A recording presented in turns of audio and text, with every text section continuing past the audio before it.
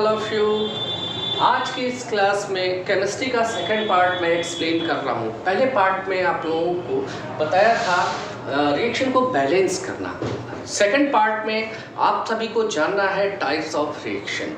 Types of reaction में आप लोगों को पढ़ना है combination reaction, decomposition reaction, displacement reaction, double displacement reaction and fifth one is oxidation and reduction reaction।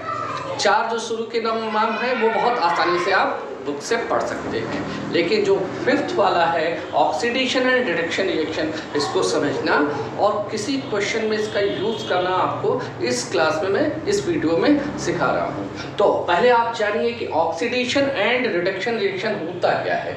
Oxidation का मतलब हो गया कि किसी भी केमिकल रिएक्शन में यदि ऑक्सीजन का नंबर इंक्रीज करे, एडिशन ऑफ ऑक्सीजन यानी ऑक्सीजन का नंबर इंक्रीज करे या हाइड्रोजन का नंबर डिक्रीज करे, तो उस तरह के रिएक्शन में क्या कहा जाता है, ऑक्सीडेशन।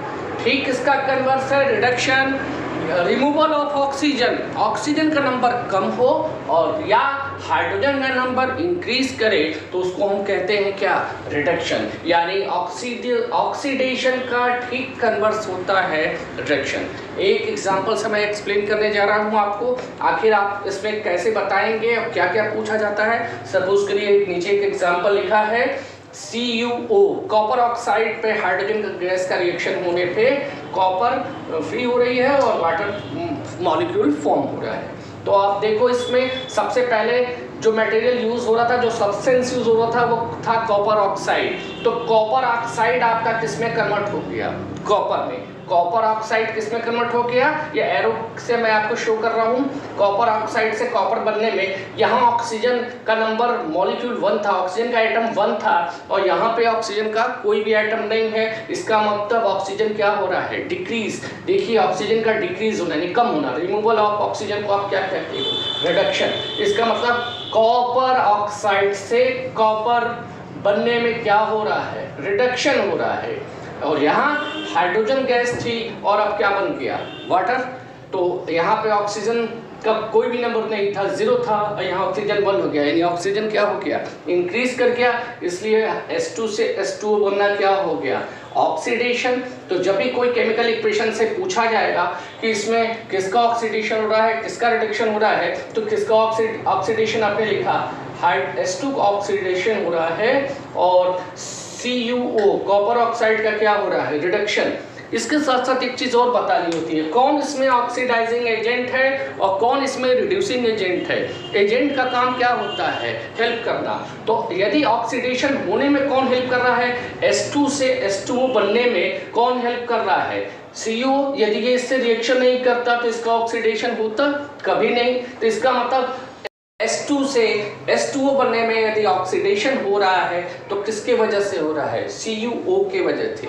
तो CuO क्या हो गया, यहाँ पे ऑक्सीडाइजिंग एजेंट हो गया। ठीक उसी तरह से CuO से Cu बनना यदि रिडक्शन है तो किसके वजह से ये रिडक्शन हो रहा है, हाइड्रोजन गैस की वजह से हो रहा है। यानी हाइड्रोजन गैस क्या हो गई, रिड्यूसिंग एजेंट का काम कर रही है। तो इस एग्जांपल से आप देखेंगे कि किसी भी एग्जांपल से जो oxidation, reduction, oxidising agent, reducing agent जो लिखना होता है वो हमेशा केमिकल रिएक्शन के लेफ्ट पार्ट में ही होती है। आप लोग अक्सर क्वेश्चन सॉल्व करते समय रिजल्ट में आप प्रोडक्ट की तरफ से आंसर दे देते हो, आंसर हमेशा जो होता है रिएक्टेंट की तरफ से ही होगा। इधर ही की तरफ ऑक्सीडेशन हो रहा है, इधर ही इसी का रिएक्शन हो रहा है, इसी में कोई ऑक्सीडाइजिंग एजेंट है, इसी में कोई रिड्यूसिंग एजेंट है।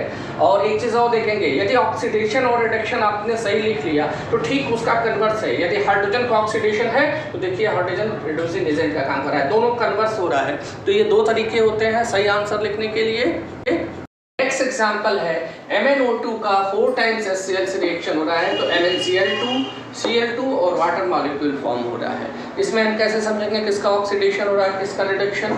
यदि हम मैग्नीज ऑक्साइड को पहले देख रहे हैं तो इसमें मेटल मैग्नीज है और यहाँ Mn से बन रहा है MnCl2। तो हम कंपेयर करें कि MnO2 से MnCl2 में क्या हो रहा है, ऑक्सीजन बढ़ रहा है या घट रहा है। आप देखो यहाँ ऑक्सीजन के 2 मॉलिक्यूल हैं और यहाँ ऑक्सीजन है ही नहीं, यानी ऑक्सीजन का क्या हो रहा है, रिमूवल, ऑक्सीजन कम हो रहा है। तो ऑक्सीजन कम होने का मतलब क्या हो गया, इट इज रिडक्शन।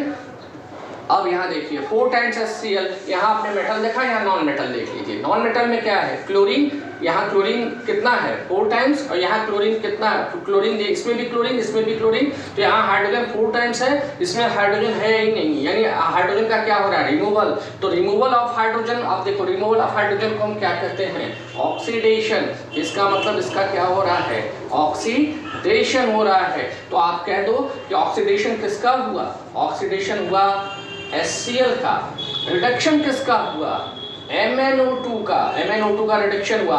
अब यदि MnO2 का रिडक्शन हो रहा है तो किसकी वजह से हो रहा है, क्योंकि MnO2 यदि HCl से रिएक्शन नहीं करता तो इसका रिडक्शन होता नहीं होता, इसलिए HCl क्या हो गया, यदि इसका रिडक्शन हो रहा है MnO2 का HCl की वजह से, तो HCl हो गया रिड्यूसिंग एजेंट। तो रिड्यूसिंग एजेंट के जगह लिखते हैं HCl, और ठीक इसी का कैनवास, यदि HCl से Cl2 बनने में ऑक्सीडेशन हो रहा है तो किसकी वजह से हो रहा है, MnO2 की वजह से हो रहा है, इसलिए MnO2 आपका क्या हो गया, ऑक्सीडाइजिंग एजेंट हो गया। ऑक्सीडेशन और रिडक्शन पहचानने के बाद कभी कभी आपके एग्जामिनेशन में कुछ एग्जाम्पल्स दे देता है और कहता है कि आप इसको पहचानो, बताओ कि किस टाइप का रिएक्शन है। उसी बेसिस पे कुछ एग्जाम्पल लिखे हुए हैं और मैं आपको बताऊंगा कि आप कैसे जानोगे कि ये कौन सा रिएक्शन है। देखो जैसे एग्जाम्पल फर्स्ट में आप देख रहे हो, कैल्शियम ऑक्साइड वाटर से रिएक्शन करके कैल्शियम हाइड्रोक्साइड फॉर्म कर रहा है।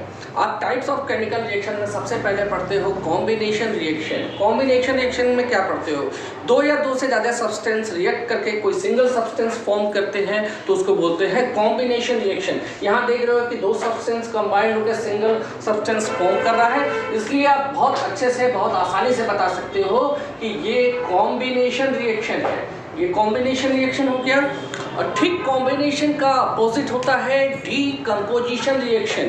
डीकम्पोजिशन में क्या होता है कि सिंगल सब्सटेंस 2 या 2 से ज़्यादा सब्सटेंसेस में ब्रेकआउट हो जाता है। आप नेक्स्ट एग्जांपल में देखो, कैल्शियम कार्बोनेट है, इसको हीट कर रहे हैं तो ये कैल्शियम ऑक्साइड और कार्बन डाइऑक्साइड में क्या हो जा रहा है, ब्रेक हो जा रहा है। तो यहाँ एक सिंगल सब्सटेंस 2 या 2 से ज़्यादा सब्सटेंसेस में क्या हो जा रहा है, ब्रेक हो जा रहा है। तो ये ठीक किसका क्या हो गया, कन्वर्स हो गया। इसको हम बोलेंगे डीकम्पोजिशन रिएक्शन।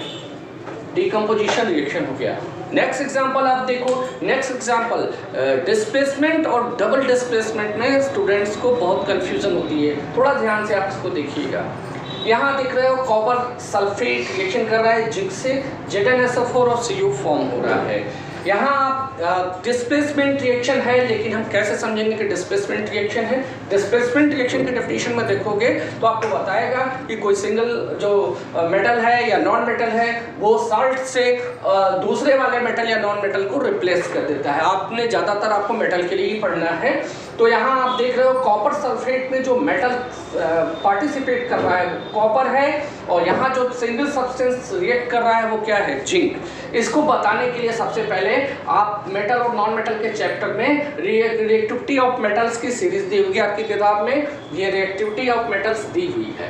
देखो डिस्प्लेसमेंट रिएक्शन तभी पॉसिबल होता है जब किसी साल्ट में रिएक्ट करने वाला मेटल से ज़्यादा रिएक्टिव मेटल रिएक्शन में पार्टिसिपेट करे। जैसे कि आप ECC में देखोगे तो यहाँ कॉपर कहाँ पे है, नीचे है, और जिंक देखो इसके ऊपर है। इसका मतलब zinc is more reactive than copper. तो कॉपर सल्फेट में जब जिंक का रिएक्शन होगा, जिंक ज़्यादा रिएक्टिव मेटल है कॉपर से, तो ये इसको क्या कर देगा, डिस्प्लेस कर देगा। अब ये फॉर्म हो जाएगा ZnSO4 + Cu, और इसको हम कह देंगे क्या, डिस्प्लेसमेंट रिएक्शन, क्योंकि यहाँ पे सिंगल सब्सटेंस का डिस्प्लेसमेंट हो रहा है। ये डिस्प्लेसमेंट रिएक्शन हो गया। लेकिन इसी के साथ एक चीज़ और देख लो, यदि सपोज करो आपसे पूछ दिया जाए, यहाँ हम मेटल लिख दे रहे हैं ZnSO4। ZnSO4 में यदि हम कॉपर का रिएक्शन करना चाहें तो क्या होगा, अभी आपको बताया जा चुका है कि जिंक कॉपर से मोर रिएक्टिव है। तो एक लेस रिएक्टिव मेटल कभी भी मोर रिएक्टिव मेटल को डिस्प्लेस नहीं कर सकता। इसका मतलब ये रिएक्शन पॉसिबल नहीं है। तो कभी कभी आपके एग्जाम में पूछा जाता है कि ये डिस्प्लेसमेंट रिएक्शन है या नहीं, तो उसका आंसर आप इस सीरीज से दोगे। आप देखोगे कि जो सिंगल मेटल है वो यदि साल्ट के में प्रेजेंट मेटल से ज़्यादा रिएक्टिव होगा तभी डिस्प्लेसमेंट पॉसिबल है, अदरवाइज डिस्प्लेसमेंट पॉसिबल नहीं है। अगला एग्जाम्पल देखिए, AgNO3 और NaCl दोनों साल्ट आपस में रिएक्ट कर रहे हैं। यहाँ Ag मेटल है और यहाँ Na मेटल है। आप देख रहे हो Na रिएक्टिविटी सीरीज में बहुत ऊपर आता है, जबकि Ag silver metal reactivity series में बहुत नीचे है। तो यहाँ पर होता क्या है, जब ये रिएक्शन होता है तो Na और Ag एक दूसरे से अपना जो प्लेस है वो अपना आपस में क्या कर लेते हैं, चेंज कर लेते हैं। Na भी अपनी प्लेस को बदल रहा है, Ag भी अपनी प्लेस को बदल रहा है, इसलिए उसको हम बोलेंगे डबल डिस्प्लेसमेंट रिएक्शन। ये डबल डिस्प्लेसमेंट रिएक्शन हुआ। आप डिस्प्लेसमेंट और डबल डिस्प्लेसमेंट में डिफरेंस समझिएगा। साल्ट में सिंगल मेटल रिएक्ट करेगा तो डिस्प्लेसमेंट होगा, दो साल्ट आपस में रिएक्ट करेंगे, दोनों मेटल आपस में एक दूसरे को रिप्लेस करते हैं तो वो डबल डिस्प्लेसमेंट रिएक्शन होगा।